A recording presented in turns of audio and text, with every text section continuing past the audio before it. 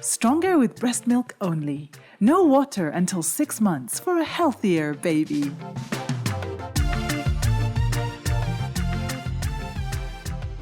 Hello, welcome to this podcast. We're going to talk about a health initiative which doesn't cost anything and has an incredible benefit for babies, mothers and society. What is this magical idea, you ask? Well, it's not new, but it isn't always followed. It's feeding babies only breast milk. This Stronger with Breast Milk Only podcast is part of a regional initiative in West and Central Africa, supported by UNICEF, Alive and Thrive, and other partners including the World Health Organization. The initiative aims to promote giving babies breast milk only and stopping the practice of giving water and other liquids and foods from the moment of birth and for the first 6 months of life. So despite the incredible benefits of exclusive breastfeeding for babies and mums for the first 6 months of life, many still don't practice it. To understand more about how exclusive breastfeeding is perceived in the region, we spoke to women on the streets who are currently breastfeeding or who breastfed in the past about the benefits of giving breast milk only to babies for the first 6 months of life. Here are some of their views. If you breastfeed your child, the child becomes intelligent. They are also immune to certain childhood vulnerabilities and diseases. The baby has his immune system boosted, and then there's also the bonding moment the mom and the baby has as well. When you breastfeed your baby very well, it allows your tummy to go down well. It's very economical. We also asked women if babies up to 6 months should be given water or other liquids and foods, and if so, why? Their answers might surprise you. Listen. Children 0 to 6 months should not be given anything, not water, except breast milk for the first 6 months. We were made to understand that every other nutrient that the child requires is in the breast milk. I'm not really sure that babies should not be given water. Well, that last opinion is interesting. The mother isn't sure whether her baby should get water as well as breast milk in his or her first 6 months. What do you think? In fact, according to the World Health Organization and UNICEF, healthy newborns enter the world well hydrated and don't need to be given water if they breastfed exclusively for 6 months. Yes, they don't need any water or other liquids or foods at all if exclusively breastfed. I'm sure some of you might be surprised to hear that, but it is true.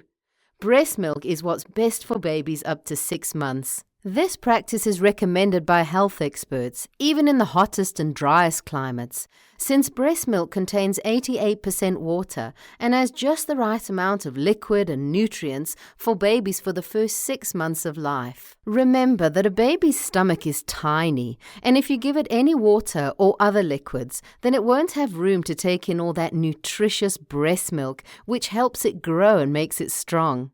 In addition, breastfeeding prevents malnutrition and respiratory diseases in babies, and it helps to strengthen the bond between a mother and her baby. Despite this, in West and Central Africa, 7 out of every 10 breastfed babies under 6 months are also given liquids and foods. This has a negative impact on their nutrition, their health, and survival rates. And it has an economic impact too on families, communities, and countries.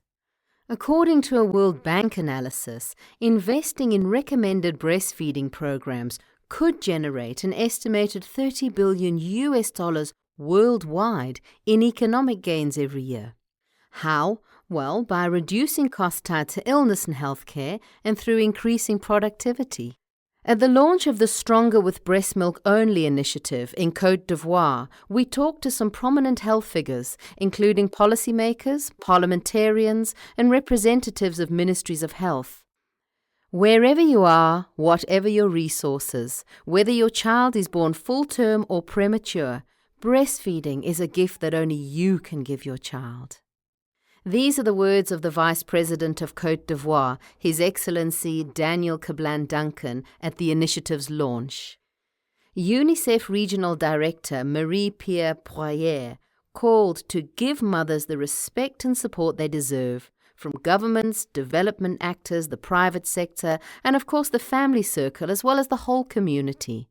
By putting babies and mothers at the center of social policies, the whole nation will benefit. World Health Organization representative in Côte d'Ivoire, Jean-Marie Yamiego, complimented, "Exclusive breastfeeding promotes the child's physical and intellectual development and strengthens the emotional bond between the child and his or her mother." What is the current situation in the region? We spoke to Dr. Akoto Usai, Regional Nutrition Director at Helen Keller International Africa, based in Senegal, about some of the challenges to exclusive breastfeeding in the region. Exclusive breastfeeding is a very important practice which saves a lot of lives, yet within the region it's been a big challenge for countries to achieve that. There are multiple factors that could be leading to this as a challenge for mothers not being able to exclusively breastfeed. With regards to what the evidence is showing across most of the countries, a key challenge that prevents mothers to exclusively breastfeed is combination of breastfeeding with water.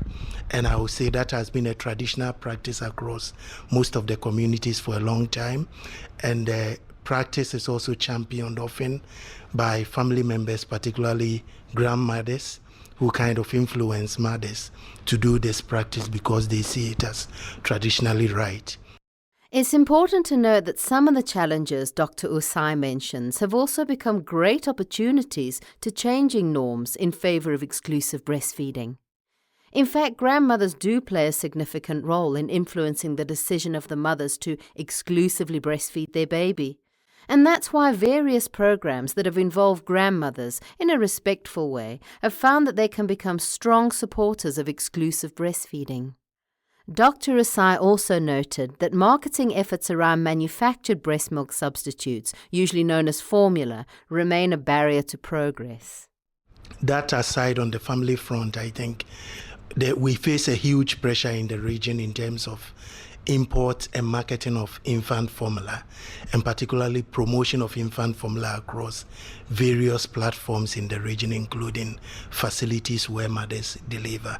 So those are some of the pressures which actually prevent the exclusive breastfeeding from being practiced at an adequate level. Mrs. Umu Kari Babai, Assistant Director at the National Agency for Food and Drug Administration and Control in Nigeria, talked about the strides that her country's been able to achieve regarding policies such as the International Code of Marketing of Breast Milk Substitutes to regulate manufactured breast milk substitutes and to introduce appropriate remedial measures, including codes and legislation on it where necessary. Nigeria has succeeded in enacting laws and regulations and towards implementing effective implementation of the code.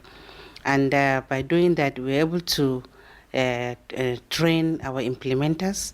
We are able to train monitoring teams to visit health facilities, pharmacy shops, the media, to make sure they all abide by the law based on the regulations.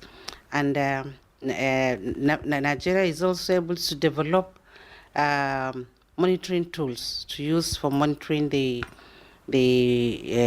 level of compliance of the implementation of the code in the field.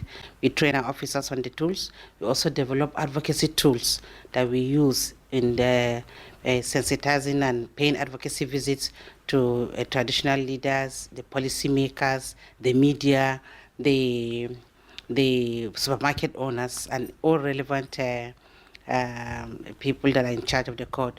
We also developed a training manual to be able to train the trainers on the code. With regards to the practice of giving water to babies during the first 6 months of life, Professor Alison Tare, an academic at the University of Port Harcourt, Nigeria, talked about the need to raise awareness among mothers in the region about the dangers of such practice. We must make them know the dangers of giving other foods or drinks. For example, When you give a baby water, it reduces the time the baby has at the breast. And breast milk comes out as the baby stimulates the breast through suckling. So if the baby takes water and fills half of the stomach with water, it means the baby can only suckle to bring out half of the quantity required to fill him. The baby is fed less, the baby does not grow well, the baby cries more, the mother feels frustrated, the baby feels frustrated, and they resort to other things. The next thing about water is even though the water looks clean, the water has no nutritional value. So it will reduce the child's intake of food. The water may look clean, but the container may be dirty. Those who are handling it may not be handling it in a hygienic manner, so it can pass on infection to the baby. So for these very reasons, we do not want mothers to give babies water until 6 months. Finally, Dr. Usai remains very optimistic that exclusive breastfeeding across the region is possible, but requires action at all levels. In terms of the efforts that we all need to do to make sure that global goal of reaching exclusive breastfeeding by 2025 at 50% is achieved. In my view, we need to work at different levels. It should be having everybody on board and having everybody understanding the importance of exclusive breastfeeding, all the way from a policy level to the family level. So I'll say it's at multiple levels, starting from policy, developing stronger regulations to promote exclusive breastfeeding in their countries, which is the policy environment, starting also with campaigns across various platforms at the national and community level to create awareness on the importance of exclusive breastfeeding, and then most importantly, supporting mothers to be able to do the exclusive breastfeeding. And that support, I would say, will come also not just from family members, but also from the health practitioners who deliver mothers. More and more, we need to increase the knowledge of health practitioners and give them the support to encourage mothers to do the exclusive breastfeeding. In terms of national legislation, I would also like to add that we need to do more laws to prevent the inappropriate marketing of the infant formula, which is becoming a big challenge to exclusive breastfeeding in the region. And finally, I would like to add the need to look at some of our traditional norms and how do we understand that and bring those on board in terms of our programs to address these issues.